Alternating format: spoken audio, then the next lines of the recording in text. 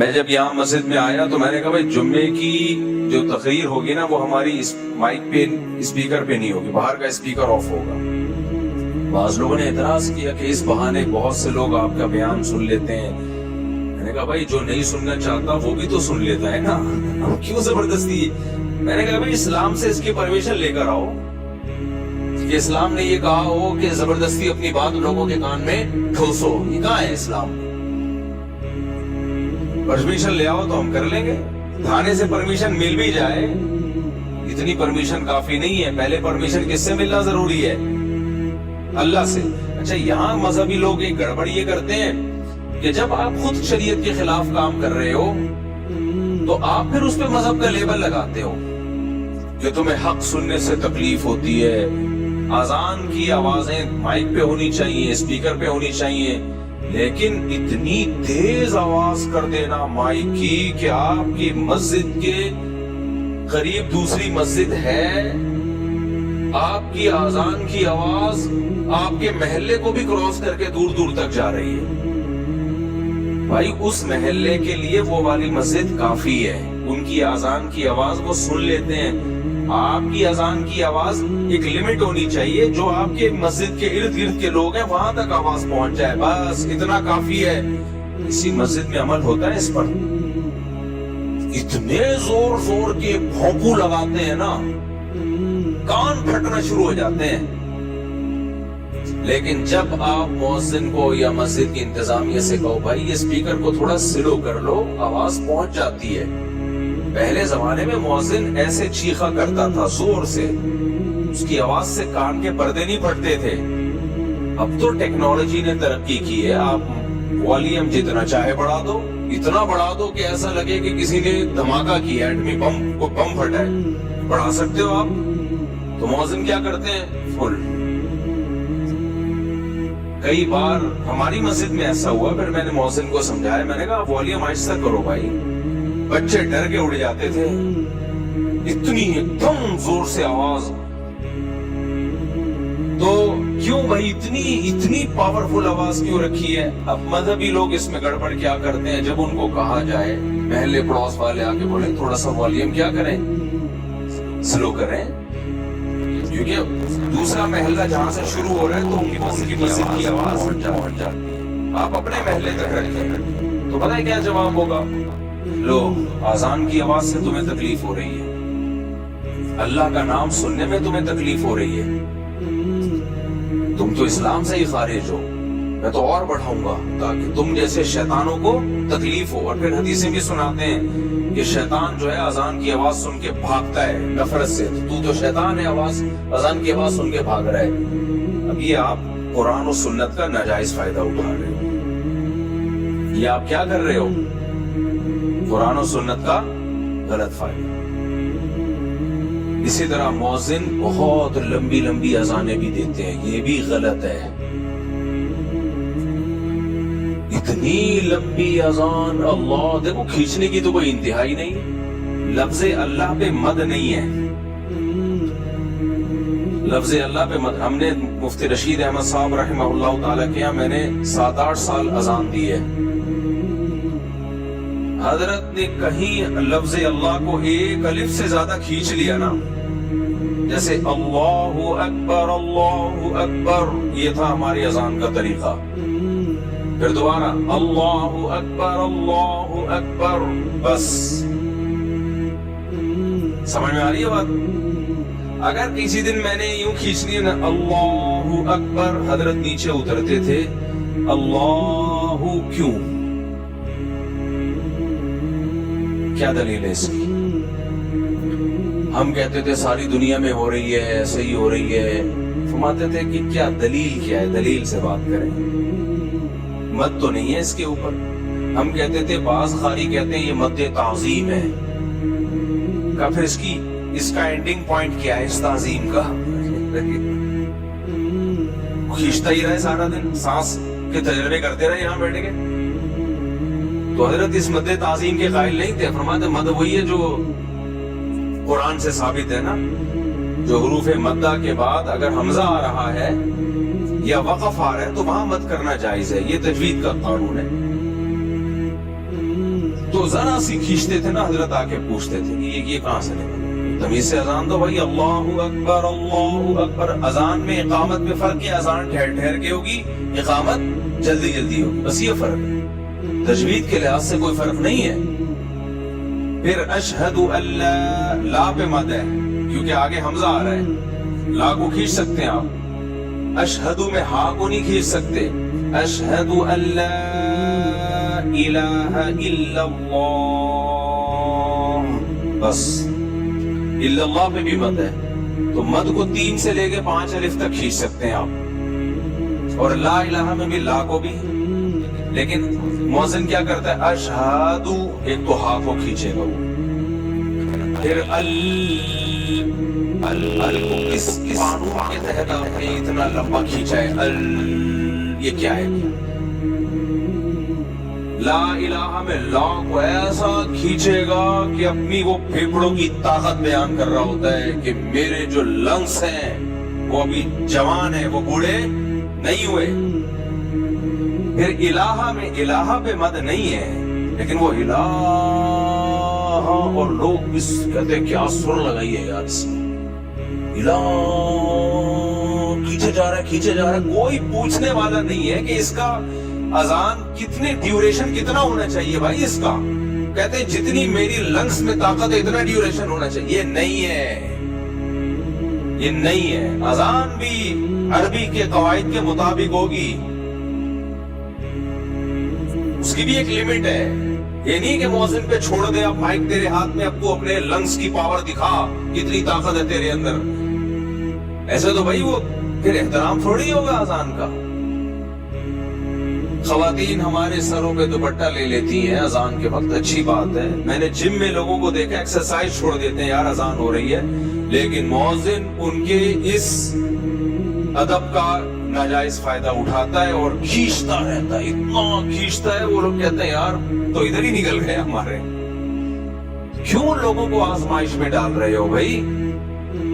پھر جب کوئی اس پہ اعتراض کرتا ہے، میں نے کئی دفعہ اعتراض کیا کہ بھئی اتنی لمبی نہیں ہونی چاہیے اذان، تو لوگ پتہ کیا کہتے ہیں، مولوی صاحب نے کہا اصل میں تم لوگوں کو اذانوں سے تکلیف ہے، اللہ کا نام تو جتنا سنا جائے اچھا ہے، اپنی مرضی سے جتنا کرو بھائی زیادہ سے زیادہ کرو، لیکن اجتماعی چیزوں میں شریعت کا مزاج کیا ہے، مختصر، تاکہ لوگوں کو تکلیف نہ ہو۔ جماعت سے نماز میں طول دینے کا حکم ہے یا اختصار کا حکم ہے؟ مختصر پڑھی جائے، صحیح حدیث ہے، نبی صلی اللہ علیہ وسلم نے فرمایا جب کوئی شخص امامت کرے فَلْيُخَفِّفْ، نماز کیا کرائے، ہلکی، جب اپنی پڑھے تو پھر جتنی چاہے لمبی پڑھے نماز، کیوں؟ نبی نے فرمایا فِيهِمُ السَّقِيمُ، کیونکہ مقتدیوں میں بیمار بھی ہوں گے، بوڑھے بھی ہوں گے۔ اسلام کا مزاج یہ کہ اجتماعی جب کام ہوگا تو پھر سب کو ساتھ لے کے چلا جائے گا، تو اس میں آسانی رکھی ہے۔ جمعے کی نماز 2 رکعتیں ہیں نا، پبلک زیادہ ہوتی ہے، ویسے ظہر میں 4 رکعتیں ہیں، بھائی پبلک زیادہ ہے تو 2 پڑھا کرو۔ اس کی ایک وجہ یہ بھی ہے کہ خطبہ بھی ہوتا ہے اس میں۔ حضرت معاذ بن جبل تھے، انہوں نے عشاء کی نماز میں نا سورہ بقرہ پڑھنا شروع کر دی، اتنی لمبی نماز پڑھ، پہلی رکعت میں سورہ بقرہ، ایک صحابی پیچھے کھڑے کھڑے تھک جاتے تھے، ایک دن وہ نماز توڑ کے بیٹھ گئے، تو حضرت معاذ بن جبل نے ان کو ڈانٹا، ان کو بولا کہ تم منافق ہو گئے ہو، منافق ہوگا، نماز غلط ہو گئی ہے اور نماز توڑ کے بیٹھ گئے، تم سے لمبی نماز بھی پڑھی جا رہی۔ تو قرآن کیا کہتا ہے، منافقین نماز سستی سے پڑھتے ہیں، قرآن کے الفاظ ہیں، تو ان کا خیال یہ تھا یہ تو نماز میں ٹینشن محسوس کرنا یہ تو منافقین کا کام ہے۔ تو ان صحابی نے جا کے نبی کو شکایت لگائی، صحیح حدیث ہے یہ، کہ یا رسول اللہ میں اتنی لمبی نماز پڑھا رہے تھے، مجھ سے نہیں پڑھی گئی۔ تو آپ نے ان صحابی کو نہیں ڈانٹا اور وہ یہ نہیں کہا تم واقعی منافق ہو، حضرت معاذ کو اتنا سخت آپ نے تنبیہ کی، افتان انت یا معاذ، اے معاذ تم لوگوں کو فتنوں میں آزمائش میں ڈال رہے ہو، اور ان کو امامت سے معزول کر دیا کچھ وقت کے لیے۔ کیوں بھائی، اجتماعی کام ہے، سب کو لے کے چلنا ہے۔ دیکھو نبی صلی اللہ علیہ وسلم نے فرمایا مجھے اگر میری خواہش تھی کہ عشاء کی نماز کو تاخیر سے پڑھا جائے، 1/3 رات تک اس میں تاخیر کی جائے، لیکن امت میں مشقت کا خوف ہے، اتنی دیر تک لوگوں کے لیے جاگنا مشکل، اس لیے جلدی پڑھنے کا حکم دیا۔ اپنے طور پہ پڑھ لو بھیا، اپنے طور پہ آپ پڑھ لیں۔ تو دوسرا اصول ہے، وہ اصول فقہ کا قرآن و سنت ہی سے اخذ کیا گیا ہے کہ جب کسی مسئلے میں ابتلا زیادہ ہوتا ہے تو اس میں خود بخود آسانی ہو جاتی ہے۔ ہم جو کہتے ہیں نا جھینگا کھانا جائز نہیں ہے، لیکن کچھ ممالک ایسے ہیں جہاں حنفی رہتے ہیں لیکن ان کی صدیوں سے کھاتے آ رہے ہیں، وہاں ان کو اس اختلاف کا فائدہ دیا جاتا ہے۔ اب بھائی ان سے چھڑوانا بہت مشکل ہے، چلو یار اختلافی مسئلہ ہے، چلو بھائی ٹھیک ہے، بجائے اس کے کہ حرام کہہ کے وہ سب ساری قوم تھوڑی حرام کھائے گی، تو گنجائش اختلاف سے یہ فائدہ ہوتا ہے۔ تو جب بھی کوئی معاملہ اجتماعی نوعیت کا ہوتا ہے تو شریعت کا مزاج کیا ہے کہ اس میں آسانی پیدا کی جائے۔ آپ نے فرمایا اپنی نماز جتنی چاہو مختصر پڑھو، لمبی پڑھو، اب اپنی تو ٹھک ٹھک ٹھک کر کے چل رہی ہوتی ہے اور نماز بے لمبی گھسیٹ رہے ہیں۔ اچھا بعض اماموں نے ایک اور کام شروع کیا ہے، اس پہ کلپ بنا لیا کریں، اچھے ٹاپک ہیں یہ۔ میں دیکھ رہا ہوں تو ہمارے چینل سے کوئی ڈھنگ کا کلپ نہیں آ رہا ہوتا، دوسرے دن نکال کے چلا رہے ہوتے ہیں۔ ایک اور اہم چیز ہے یہ ائمہ کرام کے سمجھنے کی، بعض امام یہ کرتے ہیں کہ پورے سال نماز میں اپنا قرآن دہراتے ہیں، یہ بھی غلط ہے۔ آپ اپنا قرآن الگ سے دہرا لو۔ کہتے ہیں ہم فجر میں شروع کریں گے الحمد سے لے کے پھر الف لام میم اور پھر پورا پڑھتے وہ کہتے ہیں پورے سال میں ہمارا نمازوں میں قرآن ختم ہو گیا۔ بھائی آپ پبلک کو اس کے لیے تختہ مشق نہ بنائیں، پبلک کو سنت کے جو معمول ہے نبی صلی اللہ علیہ وسلم کا، جس کی صحابہ اور احادیث سے تاکید ہے۔ اجتماعی نظم میں اپنا نہ دیکھیں کہ میں نے اپنا قرآن دہرانا ہے، اجتماعی نظم میں آپ نے پبلک کی رعایت کرنی ہے، اور پبلک کی رعایت سنت قرات میں ہے۔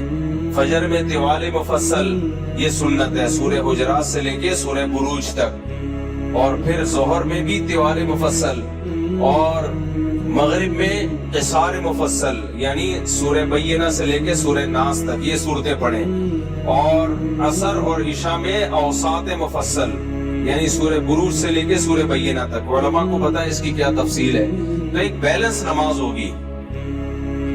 اب مثال کے طور پر امام کہتا ہے کہ فجر میں ایکچولی مجھے تھکاوٹ بہت ہوتی ہے اور میں رات کو سوتا نہیں ہوں اور نائٹ ڈیوٹی ہے وغیرہ وغیرہ، کوئی کہیں پڑھانے جاتے ہیں مدرسے میں، کوئی نائٹ ڈیوٹی، کوئی چوکیداری ہو سکتی ہے، بعض دفعہ ہوتا ہے امام ہوتا ہے چوکیدار بھی ہوتا ہے، تو نائٹ ڈیوٹی ہے، کوئی بھی وجہ ہو، یا مجھے نیند نہیں آتی رات کو، تو فجر میں میں پڑھاؤں گا انا اعطیناک الکوثر، اور دوسری رکعت میں قل ھو اللہ احد، یہ پڑھایا کروں گا میں۔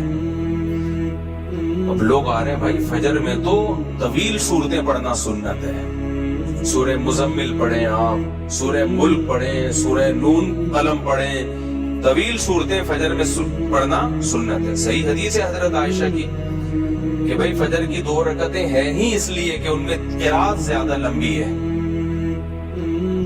قرات اس میں کیا ہے، لمبی قرات کا حکم ہے۔ اور وہ کہتا ہے چلو وہ مغرب میں لمبی پڑھ لوں گا، مغرب میں سورہ ملک پڑھوں گا پہلی رکعت میں، دوسری رکعت میں سورہ دہر پڑھوں گا، تو صحیح ہوگا یہ۔ اب اس سے کہا جائے یار تم یہ تو غلط ہے، تو سنت کے خلاف ہے، کہہ رہے بھائی میں مجبور ہوں، فجر میں میں تھکا ہوا ہوتا ہوں، مغرب میں میں فٹ فاٹ ہوتا ہوں۔ بھائی یہ آپ کا ہیڈ ایک ہے، آپ امام مت چھوڑ دیں۔ پھر اجتماعی نظم میں سب کو لے کے چلنا پڑے گا، پبلک کی رعایت کرنی پڑے گی آپ کو۔ آپ تھکے ہوئے ہیں یا نہیں، کبھی کبھار ہو گئے تو چلو ٹھیک ہے، نارملی یہ ٹھیک نہیں ہے۔ نارملی بھائی آپ فجر میں طوال مفصل لمبی قرات کریں گے، آپ مغرب میں آپ کیا کریں گے، مختصر قرات کریں گے، ظہر میں بھی لمبی قرات کریں گے آپ، کبھی کبھار ہوتا ہے تو چلو ٹھیک ہے۔ تو اجتماعی چیزوں میں پبلک کے حساب سے آپ کو چلنے کا حکم ہے، اپنے حساب سے چلنے کا حکم نہیں ہے۔ تو اس لیے جو ائمہ کرام نے ایک نیا کام شروع کیا ہے، وہ کیا کرتے ہیں کہ جی اپنا قرآن مکمل کر رہے ہیں، اس سے لوگ سنت قراءت سے بھی محروم ہو رہے ہیں. اس سے جو نماز مختصر ہونی چاہیے وہ بعض دفعہ لمبی ہو رہی ہوتی ہے, جو لمبی ہونی چاہیے وہ مختصر ہو رہی ہوتی ہے. امام صاحب بعض دفعہ اٹک بھی رہے ہوتے ہیں, پیچھے سے لوگ لقمے دے رہے ہوتے ہیں, بھائی کیا کر رہے ہو یار تم. اب دیکھو مسجد میں جب تراویح کی نماز ہو رہی ہو, مسجد میں تراویح کی نماز, تو تراویح کی نماز میں کیا ہے کہ پورا مہینہ میں قرآن ختم کیا جائے تاکہ بیلنس رکعتیں ہوں, تمام قسم کی پبلک پڑھ سکے. اب کسی قاری کو کہہ رہے نہیں میں 6 روزہ تراویح پڑھوں گا تاکہ میرا قرآن ختم ہو جائے, وہ مجھے بہت سارے مصروفیتیں کام ہیں تو میں 10 روزہ پڑھوں گا. 6 روزہ پڑھ لیں آپ, گھر میں پڑھ لیں آپ, ٹھیک ہے نا. آپ تمبو لگا کے الگ سے پڑھ لیں, شادی ہال میں پڑھ لیں. مسجد جو محلے والوں کی مسجد ہے اس میں سب کی رعایت کی جائے گی. اس میں 27ویں کو یا 29ویں قرآن ختم ہوگا تاکہ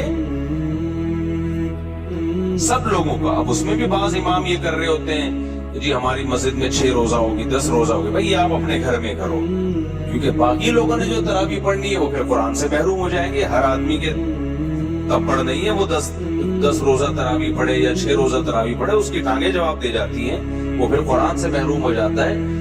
تو یہ ایک مزاج ہے اسلام کا. یہ میں اتنی ساری مثالیں اس لیے دے رہا ہوں تاکہ اسلام کا مزاج سمجھ میں آئے, اور کہ اجتماعیت میں لوگوں کی رعایت آپ کو کرنی پڑے گی. تو اسی میں اذانوں کا بھی ہے بھائی. یہ جو مؤذنین بہت زیادہ اذانیں کھینچتے ہیں, تو میں اذان کا بتا رہا تھا اشہد ان لا الہ, الہ میں الہ نہیں ہے, الہ الا اللہ. آگے لفظ اللہ کو کھینچ سکتے ہیں کیونکہ وقف آ رہا ہے. اشہد ان محمد رسول اللہ میں کیا غلطی ہوتی ہے, اشہدو میں ہا کو پہلے کھینچیں گے, پھر ان, اس کی بھی کوئی اینڈنگ پوائنٹ نہیں ہے. انا ہے بھائی, بس اتنا کافی ہے, اتنا ہی ہے اسلام میں. انا نہیں ہے, پھر ان گھمائے گا بہت اونچا نیچا کرے گا اس کو, انا بس. پھر آگے محمدن, محمد میں محمد میں میم پہ تشبیہ ہے. اب یہ نہیں کہ محمد, یہ کس اصول کے تحت. تو مؤذنین کہتے ہیں بھائی اذان کے کوئی اصول نہیں ہوتے, جس طرح سے خوبصورت بن رہی ہے بناؤ. نا نا نا نا, یہ تو پھر کوئی اور کسی اور طریقے سے اس میں چاشنی ڈالنے کی کوشش کرے گا, کوئی اور طریقے سے. اذان عربی زبان میں ہے, تو جو کلام جس زبان میں ہوتا ہے اسی کے قواعد اور ضابطوں کا اس میں خیال کرنا پڑتا ہے. سمجھ لو کہ نہیں سمجھ رہے؟ انگلش میں جو لفظ جیسا انگریز پڑھتے ہیں ویسا ہی ہے. آپ کہہ سکتے ہو آج کل کے عرب تو ایسے ہی اذانیں دے رہے ہیں, تو عربی آج کی زبان نہیں ہے, 1400 سال پرانی زبان ہے. تو جو علم لغت کے ماہر لوگ ہیں انہوں نے جو گرامر مرتب کی ہے وہ آج کے عربوں کو دیکھ کے نہیں کی ہے, وہ 1400 سال پہلے کی عربی زبان کو دیکھ کے کی. آج کے عرب بھی اس اصول کے پابند ہیں. اگر وہ اس پہ غلطی کر رہے ہیں تو ان کا قول حجت نہیں ہے. ایسے تو مصر کے عربی جو ہے وہ اللہ اکبر کو اللہ اکبر بولتے ہیں. میں نے خود سنا ہے. مصر کے جو عربی آتے ہیں نا حج کرنے کے لیے, عمرہ کرنے کے لیے, تو میں نے بہت دفعہ میں سنا اللہ اکبر. اب آپ کو کیونکہ وہ بھی تو عرب ہیں, تو بھائی وہ عرب ہیں, لیکن آج ان کے لب و لہجے سعودیہ والوں کے بھی چینج ہو چکے ہیں, مصر والوں کے بھی چینج ہو چکے ہیں, مسقط والوں کے بھی چینج ہو چکے ہیں. تو وہ بھی پابند ہیں کہ جب قرآن اور سنت والی عربی بولیں گے تو وہ ان اصول اور ضابطوں کے پابند ہوں گے, ان اصول اور ضابطوں کے وہ پابند ہوں گے. تو اشہد ان کھینچتے چلے جاتے ہیں. محمد کوئی اینڈ نہیں ہے, کوئی اپنے لنگس کی طاقت بتا رہا ہوتا ہے. پھر رسول اللہ میں رسول اللہ سے, یہ رسول کو کوئی مد نہیں ہے, اس پہ کس بیس پہ کھینچ رہے ہو آپ؟ وہ کہ کچھ علماء نے فتویٰ دیا ہے کہ جائز ہے, اور دلیل نکالی ہے کہیں سے قاریوں کے کلام سے کہ یہ مد تعظیمی ہے, لیکن کہیں ہمیں ملتا نہیں ہے. یہ بہت کمزور قول ہے, اور مان لو یہ صحیح قول ہے, اس کی انتہا کیا ہے بس یہ بتا دو آپ. اس کو ضبط کیسے کریں گے؟ وہ رسول کو تعظیم میں کھینچتا چلا جاتا ہے, اپنے پھیپھڑوں کی طاقت دکھا رہے وہ, تو मौज़िनों को छोड़ दिया जाएगा, जितना मर्जी खींचो आप। तो रसूलुल्लाह खींचते चले जाए, खींचते चले जाए। फिर हय्या अला सलाह में हई पहले इसको खींचते हैं, ये भी जायज नहीं है भाई। हई क्यों? हय्या है, हय्या अरबी में लफ्ज क्या है? जब किसी को बुलाया जाता है हय्या, हय्या नहीं है, यहाँ कोई तुक ही नहीं बनता मद का। फिर अला सलाह को आला सलाह पढ़ेंगे।